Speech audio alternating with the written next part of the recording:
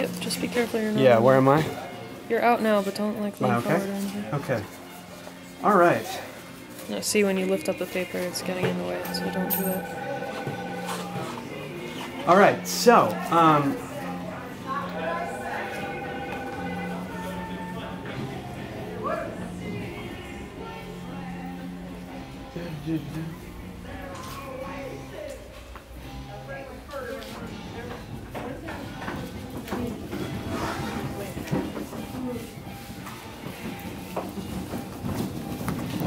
right. Okay, so, Tom, can you hear me okay? Yeah, fine. Okay. I'm interested to know why motorcycles? What first got you interested in motorcycles and riding motorcycles? And what drew you into racing, and why was that so special for you? Where did that come from? When I was about 8 years old, you didn't get out of the house unless you were dressed in the Sunday best. And the first thing you did when you got out of the house, you go to church in the car with Mom and Dad. And then you're free to go the rest of the day. And I heard about some motorcycles, like motocross, they call it TT today, or scrambles was the word. And I had to go through the backwoods through some briar patch. Wasn't much left of that Sunday best when I got back home. And I didn't have money enough to pay my way in, so I snuck in. And the local riders, a club thing, were racing. It was Harleys in them days and Indian. Where did you sneak into? Oh, it was through the woods and over into another, had been a patch of woods, and they cleared it and made a TT track there. So did you sneak in with your bike and join the race? I was only about 8 years old. So you just wanted to watch? You wanted to see what was going on? Yeah. Yes. And I got hooked on it. We just watching him race. That's awesome. And the one guy, I kind of picked him out as a hero because he was doing pretty good in the racing. And it turned out that a kid I met around Lake Sunnyside where I grew up got me an invite to ride around his ice truck. He pedaled ice out of the truck. And it led to his teaching me how to ride. And I started riding by the time I was 11. And when did you start racing? I was 16, 1947, 46. No, 47, I'm sorry. And how soon, so obviously you knew, just having been watching racing for as long as you were, since you said 8 years old when you snuck in to the track. Yeah. And so I'm guessing that you knew you wanted to race even before you ever got a chance to try it. Is that true? Yeah, from watching them other guys race. So what was, when you got the chance to start racing, what was that experience like for you? Oh, it was a pretty good thrill. Pretty satisfactory. I had an underpowered, smaller engine bike to compete with a higher horsepower stuff. And I got where I could leave that throttle on pretty extra in the corners. And that taught me some tricks, no, not tricks, but ease of learning. I was educating myself and not knowing it. With a lack of power in them days. And so you began racing and you started to have some pretty good success, and that ultimately led to going to Europe. So how did that happen? Well, I guess a little bit involved. I made expert rating in 3 seasons, 47, 48, and 49. And 49, I was racing in Daytona Beach, a 200-mile event there. We raced 2 miles up the beach, through a sandy corner, and onto Blacktop Road, and 2 miles back down A1A at the coastal highway. Yeah. And the fellow was there, the competition manager from the BSA company, was there looking after 3 bikes that they sent over. 2 fellows from Oregon and I were selected to run the 3 bikes. And the one I had was without the springs on the rear wheel. It was a little lighter, and I was a lightweight racer. And I could get through that sand in pretty good shape. And I finished the 6th place. Wow. And the comp manager from BSA in Birmingham, England, where the BSAs were made, he observed me getting through those corners. And then in those days, the only way you travel back and forth to England was ships. And he was stop over there in Jersey where the distributorship was for their product. And the general manager there knew I had followed the racing in England on the British magazines that we published weekly. And the events and the type of competition over there attracted my ideas of riding. And the manager of the distributorship in Jersey run it by him, said someday it would be possible to get over there.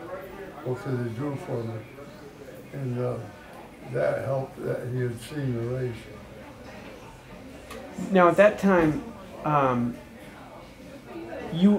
people were not allowed to go from America or from anywhere to England and work, correct? So they had to sort of find a way around that. Is that? I had a permit to race.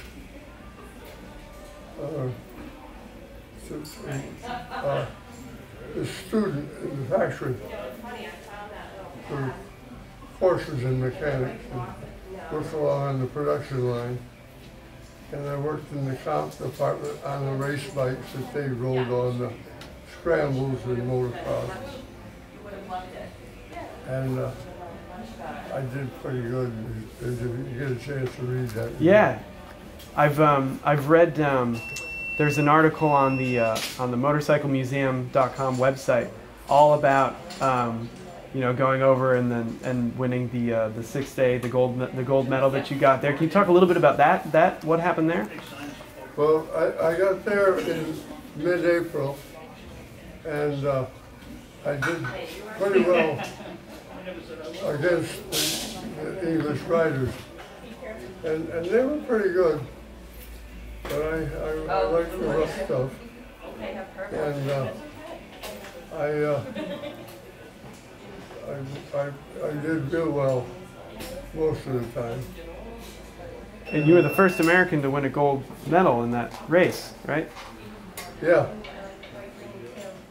They didn't publish that for a long time because it was only come out in the British Weekly magazine. It didn't get. Nobody knew.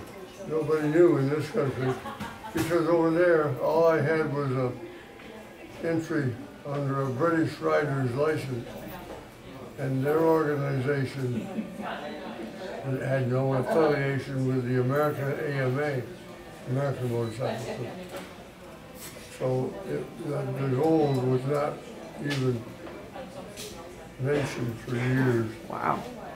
And then all of a sudden, a couple of my friends knew about it, and they started splashing the word around. That's awesome. So you had a really you had a great career, racing over there. So then you come back. You continued racing here, correct? Yes. Yep. And at some point you decided, hey, I think I might want to start a motorcycle shop of some sort. What made you look into that? Well, I went in the military for 4 years. 51, 2, and 3. Most of 54, but 1 month. At the end of 54. The 4-year enlistment period. I forgot where I was going with this. About deciding to start a motorcycle shop. Oh, I went to work in a BSA shop as a mechanic in Norfolk, Virginia. I was discharged across the bay in Langley Air Force Base. And that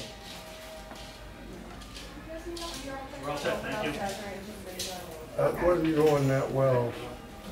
I come home one day and said to the wife, what do you think about moving back home, meaning up here? She said, my bags have been packed a long time. And God love her. 8 children later. That's amazing. Harley-Davidson dealer. And you started over on Sunnyside? A barn. I had an older brother that had a manure spreader. He traded it for the barn. And a cousin of mine and my brother jacked it up, put it on 2 log skids, and dragged that thing. And they told about it. I don't understand. I guess it leaned, it come close to just falling apart. And we jacked that thing up, and this cousin's brother helped me. We were like that, we were close to the same age. He helped me pour cement floor, mix it all by hand. I had a store. That's amazing. And how long did you operate out of the barn?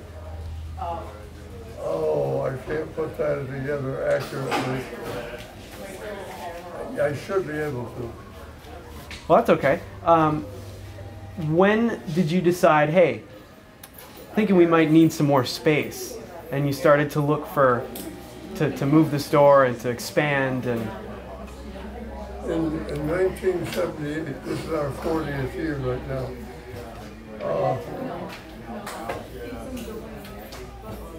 The local Harley dealer resigned the dealership with Harley, and he wasn't all that popular at that time. Poor soul's dead now, and I can talk about it a little bit. He had a reputation for not giving service. And one example was my older brother waited on him at the old shop, and that young lad drove his Yamaha, and said, you got any way of checking the electrics on these things? And my brother said, yeah, I've got a meter. Anyway, my brother said, well, it's either your alternator or the regulator. He didn't know which one we had to try, one or the other. And one of his remarks was, well, I'm just looking to get it running. He said, I don't want it stored, because if you took it there to get it fixed, it took a long time to do. The summer was pretty gone in many cases for the young boys. If that thing was running, they wanted it running. so you saw an opportunity to start a Harley dealership and have good service. He resigned it in March, in July I think it was. I got approached by the rep because they wanted a dealer in this area. And checked it over. He took a picture. We had just built a cement block garage where the red barn was. We built it right around it. Tore that out with all the customers.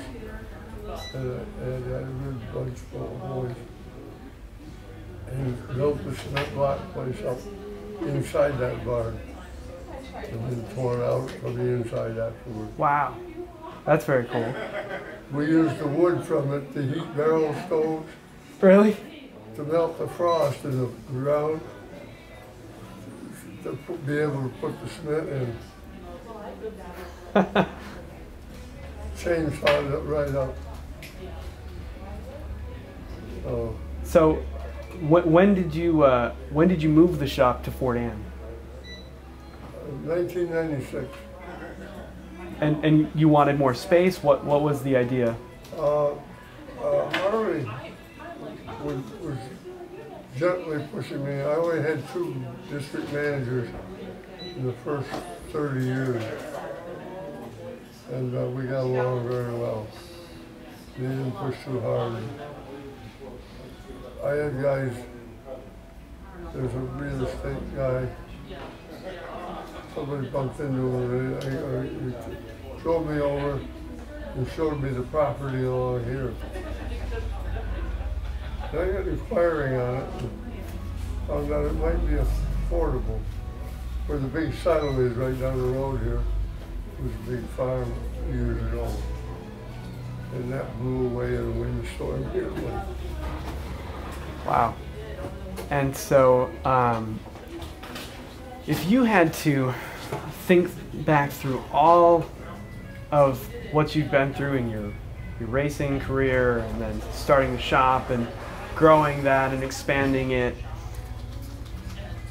Pleasant growing pains is referred to. Right. What would you say has been some of the best parts about being in this business and being in the world of motorcycles? Oh, you meet all kinds of types. It's an experience. I had 2 years of selling Volkswagen and 17 years working for that dealership. And that was a pleasant experience. Education in selling. And for instance, I went to the microbuses.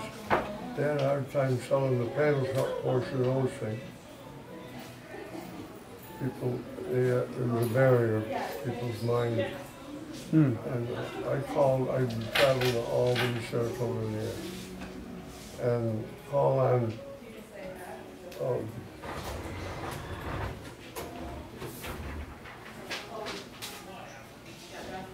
laundromat and stuff. It was the pickups and deliveries. And I was sowing the seed, and finally I wasn't satisfied, and I get too close. I told my boss one day, I said, hardly any point you paying me to do this. And I said, if I could get you to go with me to meet some of these customers, I think I got them close. But I close but no cigar. I wasn't getting an order from a panel truck. Yeah. We sold 3 on the first day out. Really? Wow. And I admired his tactics and selling. Yeah.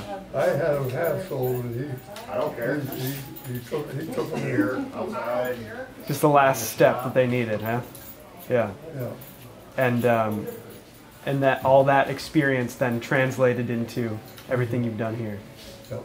Yeah. Now, if you had all the customers that you've had in 40 years standing in front of you in a room, what would you say to them? I wouldn't venture a guess. They come out of the woodwork, even might bump into somebody today. I bought my first bike over at Sunnyside. Wow.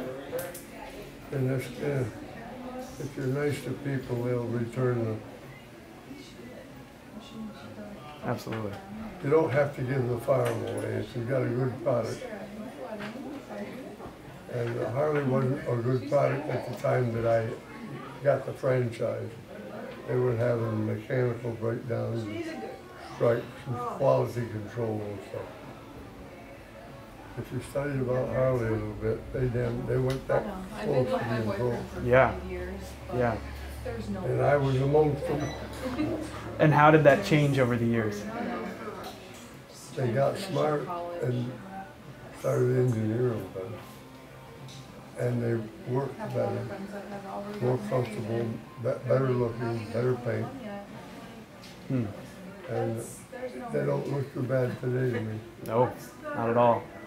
My favorite answer these days when they ask me, Tom, what color do you like? I say the one that went down the road yesterday. Favorite. Love it. I love it. Yeah. Well, Tom, I thank you for sitting down and doing this.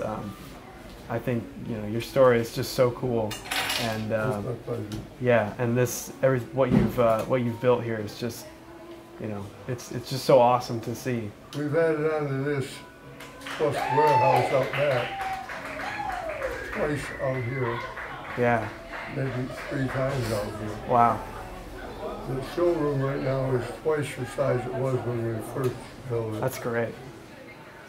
Yeah, that's fantastic. Well, congratulations on 40 years, of success, and hope you have many more. So awesome. Good? Perfect. Excellent. Thank you so much.